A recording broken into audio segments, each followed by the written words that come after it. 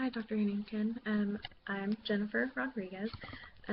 I hope to one day meet you in person, but for now this will do.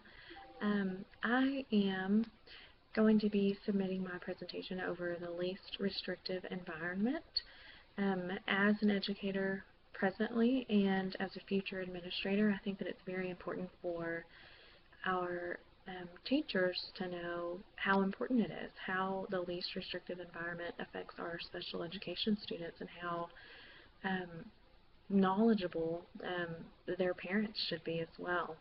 I think that it's relevant to this course because we talked about all types of disabilities. We talked about students with cerebral palsy and autism and hearing and vision impairments, and least restrictive environment regulations affect those students head on.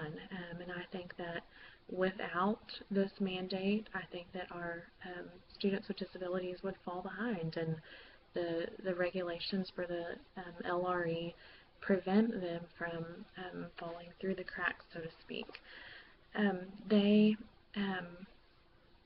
Not only do educators need to know how important the least restrictive environment is, but also the parents of students with disabilities.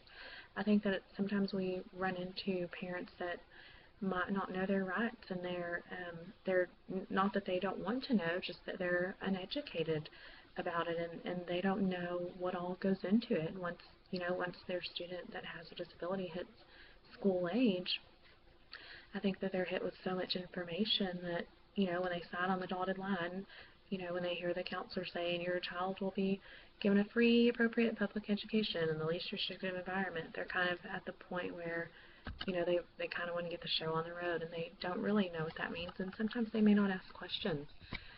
So I feel like this presentation wouldn't only be important for teachers, but it would also be important for parents to see as well. In this presentation, I talk about what started the least restrictive environment. I talk about the definition of it, which is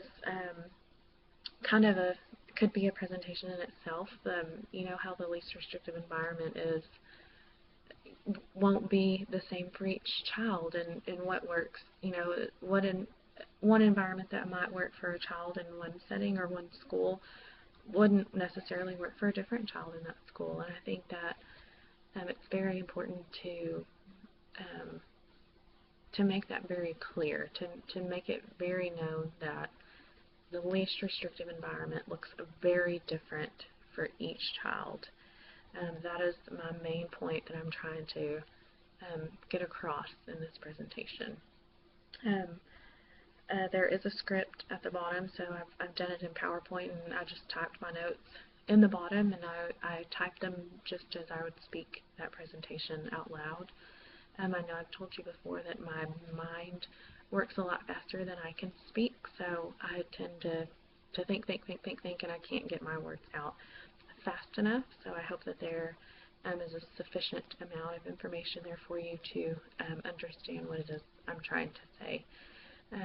I have really enjoyed your course. I am a mom of 2 and a wife, and I teach 4th grade math every day, and I know that all of my classmates are just as busy as I am, and we're all just trying to make it through. So I appreciate everything that you have done. I look forward to putting all of this wonderful information to use. Thank you very much. Have a good evening.